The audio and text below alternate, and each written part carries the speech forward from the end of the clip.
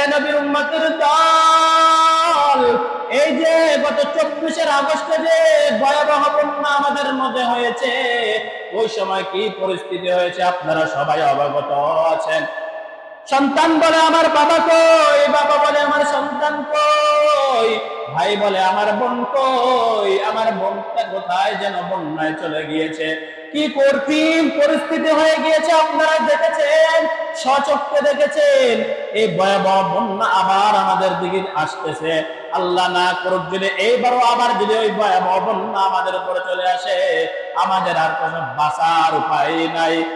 এখন আমরা বলতে পারি যে আল্লাহ বৃষ্টি দিচ্ছে, ভারত থেকে পানি আসতেছে, এজন্য বন্যা হচ্ছে, না না, এটা সবগুলো হলো আমাদের নিজের কামাই করা।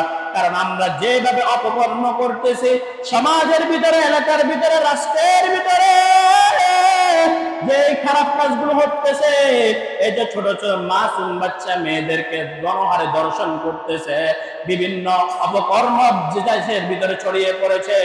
আজকে অমুক জায়গায় খুন হচ্ছে, আরেকদিন অমুক জায়গায় খুন হচ্ছে। তাহলে আপনারাই বলেন আমাদের উপর আল্লাহ গজব দিবে নাকি রহমত দিবে? এরা নবীর উম্মতের দল, এগুলো থেকে বাঁচতে হলে আল্লাহর দিকে ফিরতে হবে, তাওবা করে রবের দিকে ফিরতে হবে।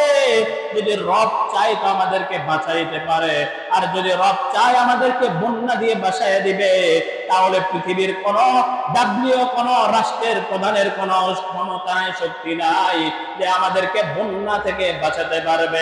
আমরা বলি যে বাঁধটা শক্ত করে বেঁধে দেন, তাহলে বন্যার পানি আসবে না, ভারতের পানি আমাদের দেশে আসবে না। না না, এটা আমাদের ভুল ধারণা।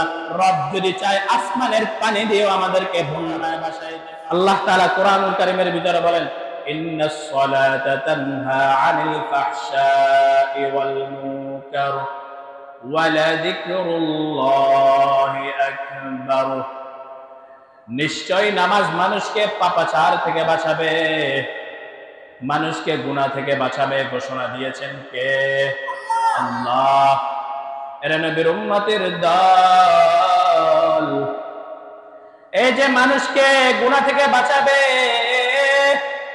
হারাম থেকে বাঁচাবে, অন্যায়ের কাছ থেকে বাঁচাবে, কে বাঁচাবে?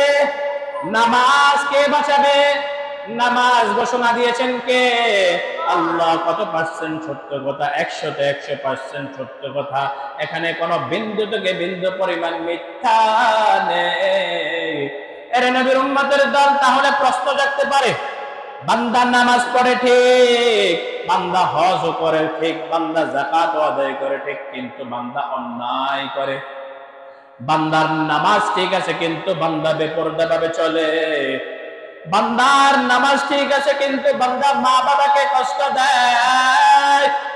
বান্দার নামাজ পড়া ঠিক আছে, প্রত্যেক দিন 8 কাতারের মুসল্লি, কিন্তু বান্দা প্রতিবেশীর হক নষ্ট করে। তাহলে কি আল্লাহর ওয়াদা মিথ্যা? না না, আল্লাহর ওয়াদা মিথ্যা না।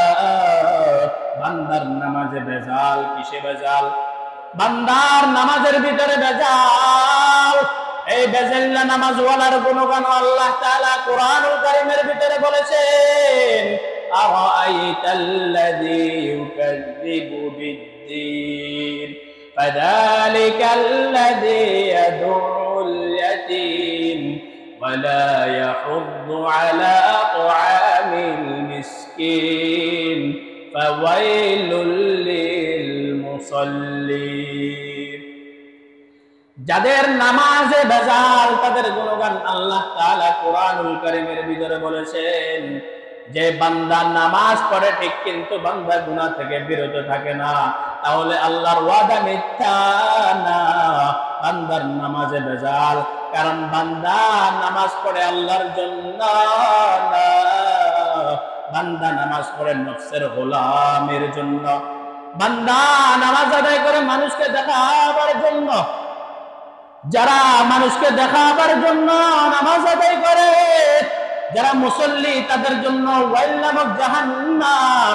দেখেন আল্লাহ তাআলার কি কারবার। এক আয়াতে বলে মানুষকে, নামাজ মানুষকে কি করবে? গুনাহ থেকে বাঁচাবে। জান্নাতের দিকে নিয়ে যাবে। ইন্নাস সালাতা তানহা আনিল ফাহশাই ওয়াল মুনকার ওয়া লাযিকরুল্লাহি আকবার। নামাজ মানুষকে পাপাচার থেকে বাঁচাবে, গুনাহ থেকে বাঁচাবে, জান্নাতের দিকে নিয়ে যাবে। আর এই ভিন্ন আয়াতে বলে ওয়াইল নামক জাহান্নাম ফাওয়াইলুল লিল মুসাল্লিন, ওয়াইল নামক জাহান্নাম মুসাল্লিদের জন্য। কোন মুসাল্লি? যে মুসাল্লিরা নামাজ আদায় করে, যারা নফসের গোলামের জন্য নামাজ আদায় করে, মানুষকে দেখাবার জন্য নামাজ আদায় করে, তাদের জন্য ওয়াইল নামক জাহান্নাম। এই ওয়াইল নামক জাহান্নাম এত ভয়ঙ্কর একটা জাহান্নাম, যত জাহান্নাম আছে সব জাহান্নাম থেকে নিকৃষ্ট জাহান্নাম ওয়াইল নামক জাহান্নাম। তাহলে বান্দা নামাজ আদায় করে ঠিক, কিন্তু বান্দার নিয়ত ঠিক না থাকার কারণে বান্দার জন্য ওয়াইল নামক জাহান্নাম। এর নবীর উম্মতের দল, তাহলে নামাজ পড়তে হবে কার জন্য? কার জন্য? মানুষকে দেখাবার জন্য নামাজ আদায় করলে নামাজ কবুল হবে না। মানুষকে দেখাবার জন্য হজ আদায় করলে হজ কবুল হবে না। মানুষকে দেখাবার জন্য নেক আমল করা যাবে না। এর নবীর উম্মতের দল, তাহলে এই যে নামাজ আমরা আদায় করতেছি, কিভাবে নামাজ পড়বো? এই নামাজেরও কিছু নিয়ম কানুন আছে, এগুলো উলামায়ে কেরামরা আছে, তাদের থেকে কি করতে হবে শিখে নিতে হবে। যদি বলেন না না আমি শিখতে পারি নাই, আমি না জেনে ভুল পথে আগাইতেছি, তাহলে ওই যে বলেছি শাস্তি হবে ডাবল। আপনি জানলেন না কেন, করলেন কেন? আপনি যে নামাজ আদায় করতেছেন, আপনার যে সূরাগুলো অশুদ্ধ রয়েছে এগুলো আপনি শুদ্ধ করার প্রয়োজন। কারণ পৃথিবীর জমিনে উলামায়ে কেরামের কোনো অভাব নাই, মাদ্রাসার কোনো অভাব নাই, ইমাম সাহেবের কোনো অভাব নাই। তাদের কাছে গিয়ে বলেন হুজুর আমাদেরকে এই সূরাগুলো কমপক্ষে 11 সূরা, এই নামাজ পড়ার জন্য 11 সূরাগুলো শুদ্ধ করে দেন। উলামায়ে কেরামরা অবশ্যই আপনাদেরকে শুদ্ধ করিয়ে দিবে। আপনি যদি বলেন না আমি অসুস্থ, আমি মুরব্ব হয়ে গিয়েছি, আমার তো এখন শিখার বয়স নাই, না না, কিয়ামতের দিন তো বলবেন আপনি মুরব্বী, আপনার আযাবটা মাফ করে দিবে। না না, আপনার যে আযাবটা আপনার কপালে লেখা থাকবে ওইটা আপনি অবশ্যই পেতে হবে। এই জন্য নামাজ যেভাবে পরিপূর্ণ কামা হক আদায় করতে হবে, আমরা উলামায়ে কেরামদের থেকে শিখে নিতে হবে। আর যদি আমরা মানুষকে দেখাবার জন্য যদি নামাজ আদায় করি, আমাদের সমাজের ভিতরে অধিকাংশ মানুষ আছে যারা মানুষকে দেখাবার জন্য নামাজ আদায় করে। দেখবেন পুরা সপ্তাহ কোনো মুসল্লির কোনো খবর নাই। যখন জুমার দিন আসে, জুমার দিন বান্দা 2 রাকাত নামাজ পড়ার জন্য কোথায় যায়? মসজিদে যায়। কারণ মানুষ যদি মসজিদে যদি জুমার দিন না আসে, মানুষ তাকে খারাপ বলবে, নিজের মা বাবাও তাকে কি বলবে? খারাপ বলবে। এই জন্য লজ্জায় পড়ে নফসের গোলামের জন্য বান্দা মসজিদে এসে নামাজ আদায় করে। এই নামাজ বান্দাকে জান্নাতে তো নিবে না, এই নামাজ বান্দাকে ওয়াইল নামক জাহান্নামে নিয়ে যাবে। এর নবীর উম্মতের দল, তাহলে আজকে থেকে আরাধনারত হতে হবে যে যতদিন বাঁচবো আমরা মানুষকে দেখাবার জন্য ইবাদত বندگی করব না। কাকে দেখানোর জন্য করব? রবকে খুশি করার জন্য ইবাদত করব। এর নবীর উম্মতের দল, এই দুনিয়া কিচ্ছু না, একদিন আগে হোক একদিন পরে হোক সবাই দুনিয়া থেকে চলে যেতে হবে। এর নবীর উম্মতের দল, এই যে গত 24 আগস্টে যে ভয়াবহ বন্যা আমাদের মধ্যে হয়েছে, ওই সময় কি পরিস্থিতি হয়েছে আপনারা সবাই অবগত আছেন।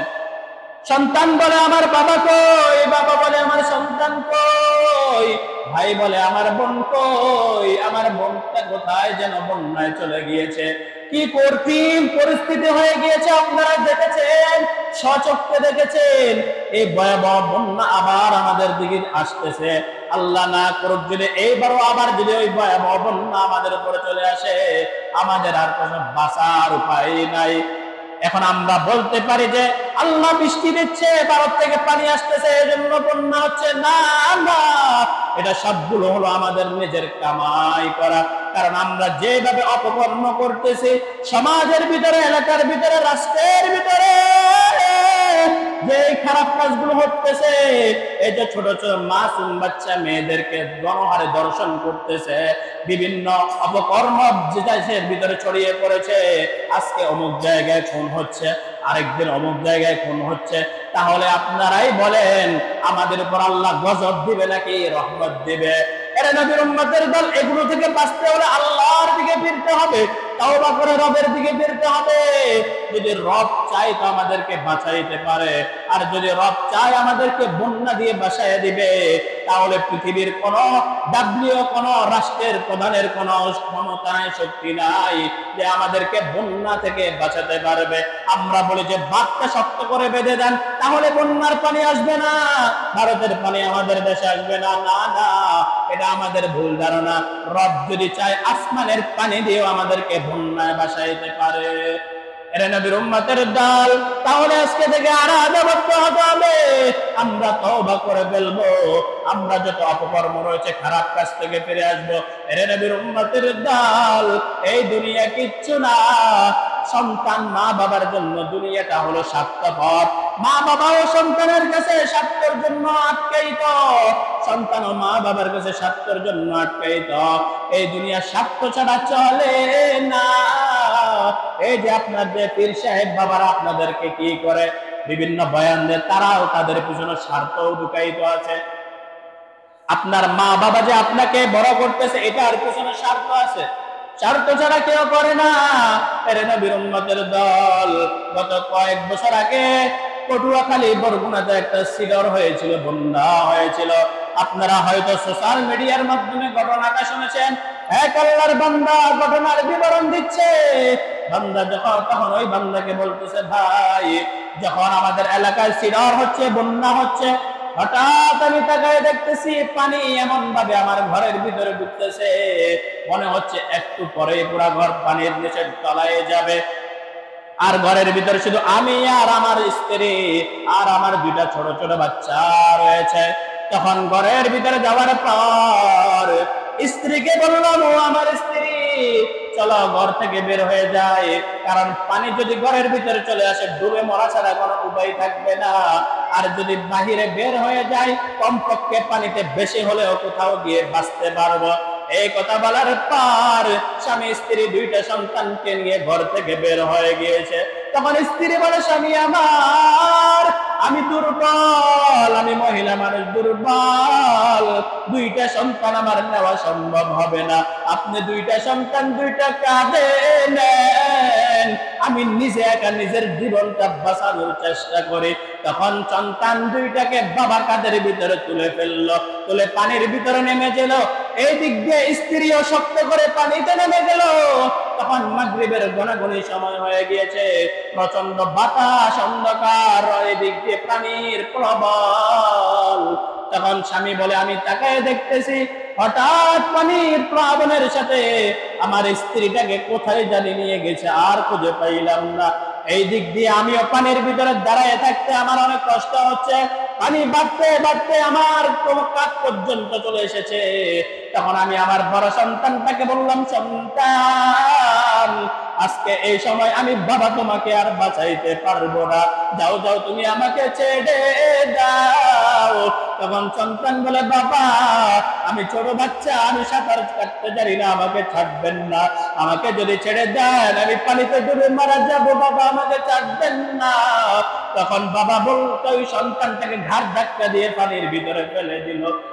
ওই সন্তান যখন পানিতে পড়ে গেল, তখন বাবা বলতেছে, আমি তাকায় দেখলাম এই পানির বন্যায় কোথায় যেন আমার সন্তানটাকে বাসায় নিয়ে গিয়েছে, আর আমার সন্তানটাকে খুঁজে পাইলাম না। এই দিক দিয়ে এখন আমার ছোট সন্তানের পালা। আমার এমন পরিস্থিতি হয়ে গেছে, আমার পানি শুধু বাড়তেছে। তখন আমি আমার ছোট মেয়েটাকে বললাম, কন্যা সন্তানটাকে বললাম, তুমিও এবার আমাকে ছেড়ে দাও। তখন ওই ছোট বাচ্চাটা হাউমাউ করে কান্নাকাটি শুরু করলো, আব্বু আপনি আমার বাবা আমার ভাইকে ছেড়ে দিয়েছেন, কিন্তু আমি তো অনেক ছোট, আমাকে ছেড়ে দিয়েন না, আমি ডুবে পড়ে মরে যাব বাবা, বাবা আমার কষ্ট হবে, আমাকে ছাড়বেন না। তখন বাবা বলে, আমি একটা পর্যায়ে আমার দুইটা দাঁত আমার সন্তানের হাতে বসিয়ে দিয়েছি, এমন জোরে কামড় দিয়েছি সন্তানের হাত থেকে রক্ত বের হওয়া শুরু করে দিল। এই দিক দিয়ে সন্তান এমন ভাবে আমার গলা পেঁচাইয়া ধরছে, কোনোভাবেই আমাকে ছাড়তেছে না। এক পর্যায়ে আমি ঘাট ধাক্কা দিয়ে ওই সন্তানটাকে আমি পানিতে ফেলে দিয়েছি।